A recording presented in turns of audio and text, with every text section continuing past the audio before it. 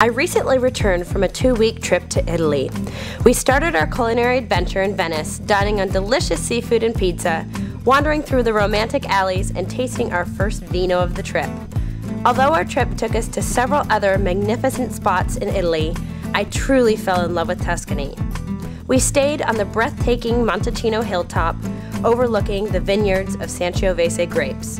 We spent 2 days wine tasting the award-winning Brunello di Montalcino and eating some of the best food Italy has to offer. I was so inspired, I couldn't wait to get back in the kitchen and share some classic Italian dishes with you. Hi YouTubers, I'm Jill Sharp, and today I'm going to show you how to make a great homemade spaghetti. So let's get started. What we're going to start off with here are 2 different kinds of meats. We have ground beef and ground pork. About a pound of ground beef, half pound of ground pork. I'm going to get a nice large saute pan here because we want to make sure and get everything really nicely and brown. We don't want it to steam, so we need a large surface area. Get this guy on about medium high. We're going to let that warm up, and meanwhile we're going to get started on the building of our sauce. So we're going to do a little bit of onion, a little bit of garlic, and some mushrooms here. So we'll first start off, and the reason why I like to put some mushrooms in my spaghetti sauce is because they have a really nice beefy flavor, kind of an umami flavor, which is like the 5th sense, they say is like the ultimate. And so I'm going to roughly chop these guys up. I know some people aren't a big fan of the texture of them, but if you really roughly chop them up, they'll never know they're there. So get these guys run through, and what we're going to do is we're going to actually saute these in with our meat, just so that way they get nice and brown, and that way they caramelize a little bit rather than just getting in with the sauce, and sometimes they can turn a little too rubbery that way. So rough chop about 1.5 cups of these mushrooms. Our pan's nice and hot, so get our meat in there. Give them a little suntan. Alrighty. And that's the sound you want to hear, that good, nice sizzle. And I really like my meat to be well broken up, so I take my spoon and just kind of run it through it. Breaking it up, incorporating the 2 meats together. Beef and our pork are nicely chopped up there, so let's get our mushrooms right on top. Perfecto. And we want to get those all mixed into the party as well. That is great. Okay, so now what we're going to do is let these cook together, and we're going to stir it occasionally, get it down to about medium heat, and let's start getting back to our sauce here. So I have a half of an onion that I've cut in half, cut the top off, and then left the little furry part on the bottom on, so that way it makes it easier to cut my onion.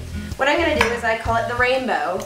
The rainbow cut. We're going to go up and not all the way through the back, so that way we have a nice hold on the end, but up and over the rainbow. Here and down the other side to the pot of gold. Just kidding.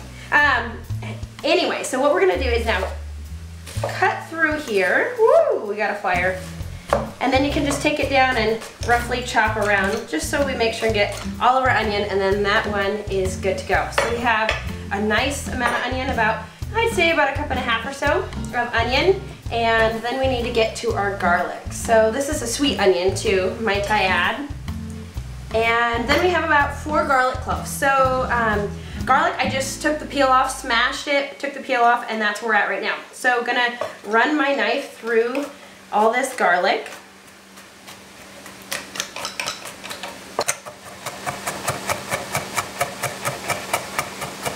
We want it kind of at a medium chop here, so that way we actually have really good flavor out of it, but we don't want it huge, so that way we bite into a big piece of garlic. Let's get back here to our meats and our mushrooms. Give it a stir so that way everyone gets cooked. And this is looking pretty good. We're almost ready to take this out of the pot, and one of the great things about this spaghetti recipe is that technically it's a 2-potter because you need the water and the spaghetti to cook in obviously a different pot, but this is a 1-pot with the meat and the sauce, so makes dishes a little easier, because I know around my house the last thing I want to do is more dishes. Alrighty, so this is ready to rock and roll, and we're just going to take this and put it into another container and reserve it for later.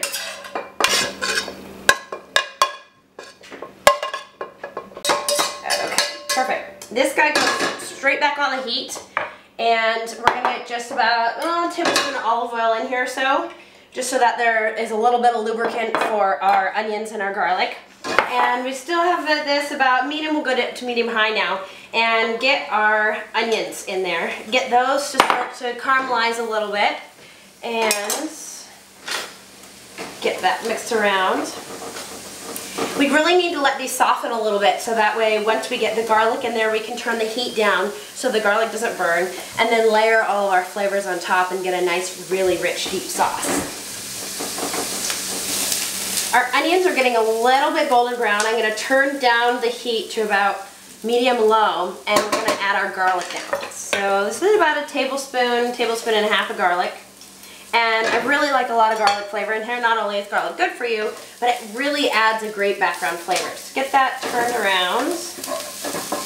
And then another great reason for why we're doing all of this in one pot is because there's flavors that are building in the pan that are stuck to the bottom of the pan. And what we're going to do now is get a little bit of red wine and balsamic vinegar as our liquid to deglaze the pan, which gets all the bits off. So we want about half a cup of red wine there.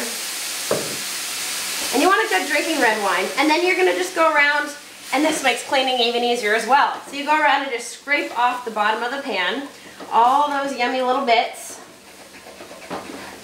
And that is perfect. And that's going to add some really, really great flavor to our sauce as well. Get that in there, and a little bit of balsamic vinegar. So these acids really play nicely with the tomatoes. The balsamic vinegar adds a nice little beefiness flavor to it too. So got that guy in here. And next, well, how do you have spaghetti sauce without tomatoes? So we have tomatoes. And I'm using crushed San Marzano tomatoes. I think they're really, really great quality, so try and get the best quality tomatoes you can. And obviously, since they're canned, they're good all year round. So got that guy in there, and one more. So these are two 12-ounce cans of crushed tomatoes. And our pan is getting a little full there, but that's okay because all we're going to be adding is spices and a little bit of salt and pepper going in here. No more liquids, we won't overflow. Get this all stirred up here. Alrighty, and now let's layer in some more flavor.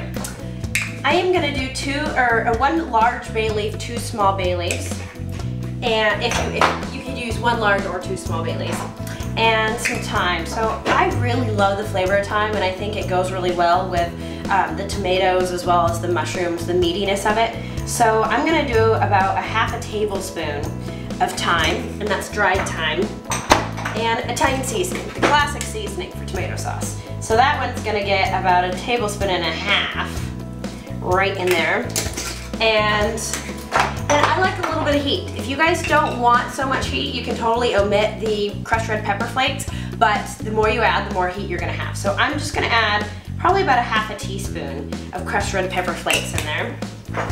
And of course, we need a little bit of salt, a hefty pinch of salt in there, a couple grinds of pepper, and a little bit of sweetness. So I'm referring to straight up sugar here. You could do agave syrup if you wanted to, even possibly honey or maple syrup, but I like the best flavor best of a little bit of sugar. So we're using about a tablespoon and a half there of sugar. And now it's time to just mix everyone together. Everyone has come to the party, now they all must socialize and meld together. Once all of the ingredients are all really well melded in together, we're going to go ahead and turn up our sauce to about just over medium so we can get a little bit of a simmer and let those flavors kind of hang out a little more. About 10 minutes, and then we'll be back. We'll get our pasta in there and everything will come together and it will be bon appetit. 10 minutes have gone by and our sauce is ready to rock and roll. What we need to do though is no one wants to eat a big piece of leaf, so we're going to take our bay leaf out and then add our meat and mushrooms straight back in here. So that way all those flavors are really going to go well together. And then let's get our pasta rolling. Stir that in. Obviously we have quite a full pot, so you got to be a little careful not to get too splashed up.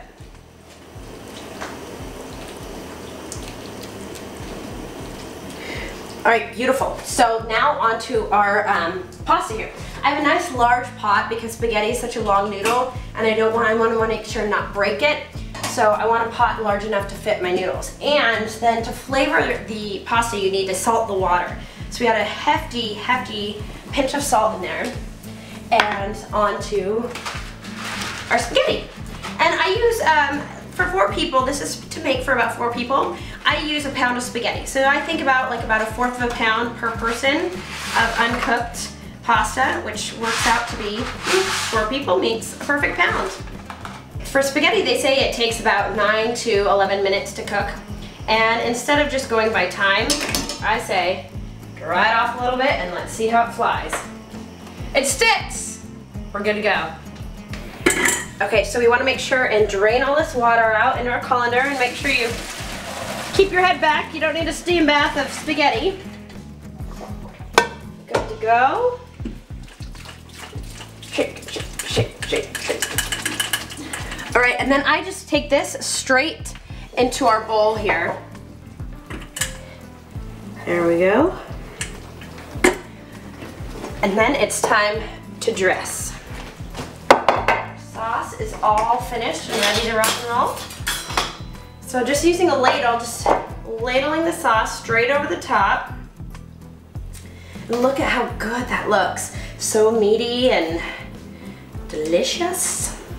And you know what, depending on how much sauce you want. See, some of the issue is that you'll have all this pasta underneath that doesn't get a lot of sauce. So what I love to do is to serve this like this, but then on the side, have a little bit of sauce, so that way those that want a little more sauce, a little more meat, can go ahead and add that on. But spaghetti is always such a good, you know, pass it around the table kind of meal. So this is a great way to get it started. And to finish her off, spaghetti wouldn't be quite complete without a little Parmesan or Reggiano. And to throw back to my Italian trip, this is actually from a farmer's market in Roma. And no, I didn't go to Parma, but it was the next best thing. Perfect. And now it's time for me to taste. Let's see. Ooh, perfect. A little bit of that sauce right on top. There we go. Looking good. And of course, I can't have my Italian meal without my Brunello di Montalcino.